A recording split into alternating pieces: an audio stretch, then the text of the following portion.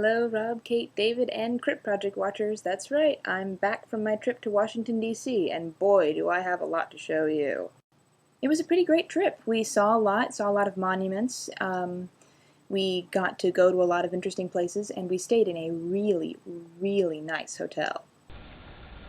They even clean under the beds. We saw the White House. We saw Mount Vernon, where George Washington used to live. We went to the National Gallery and saw people copying classic works of art. And possibly strangest of all, we got to watch a bunch of presidential mascots race around a baseball field. Here they come running around the track. Here they come. Looks like Lincoln's in the lead. Go, Abe, go, go, go, go, go. Come on, Lincoln, you can do it. Come on, and it is Lincoln for the win. But of course, none of this is as awesome as what I am about to show you. It's the NPR studio! Oh my god! Oh my god, NPR! Oh my god! Now, Kate, Rob, and David, I understand that as British people, you may not be familiar with the wondrous organization that is National Public Radio, so I'll enlighten you. NPR is a news service that we have over here in the States. It's an independent news service that produces these newscasts that they send to different member radio stations. And the radio stations can subscribe to different programs depending on how much money they have, and they get money from the people who listen to the station, like me and other people who want to give them money.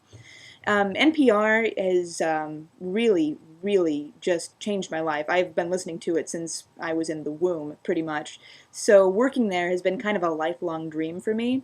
So getting to go to the studio and meet people who actually work there and ask how they got their jobs and see where it is that my idols get to record every single day just pretty much blew my mind. Now, on to books. First of all, in book-related news, congratulations to Rob for being one of the randomly chosen people to win an advanced copy of Paper Towns from John Green. That is just completely, really, really awesome and amazing.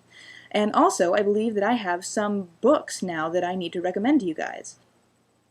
First up on my list is a book that I'm reading right now called The New Kings of Nonfiction, edited by a guy named Ira Glass, who hosts a radio program called This American Life that I really absolutely love.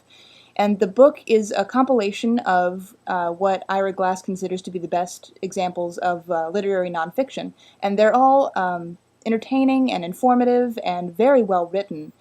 They read like novels. It's almost like you're not reading nonfiction at all. Plus, it contains a really fun piece by Malcolm Gladwell, and anything Malcolm Gladwell does, I'm on board with. If you have the opportunity to read something by him, Blink, The Tipping Point, his work in here is called The 6 Degrees of Lois Weisberg, and I just absolutely loved it. Next up is Spanking the Donkey by Matt Taibbi. It's a book that he wrote about his time covering the 2004 presidential election.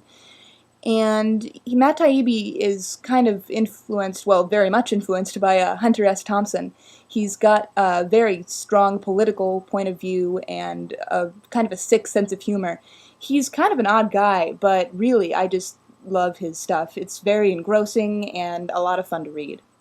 The last nonfiction book that I'm going to recommend to you, I promise, is Chuck Klosterman, For a Decade of Curious People and Dangerous Ideas.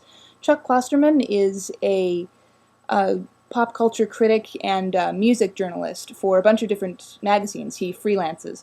And this book is a compilation of some of his best interviews for the last few years. And the last book that I'm going to recommend to you all is Terry Pratchett's Going Postal, the latest pick for the Nerdfighter Blurbing Book Club.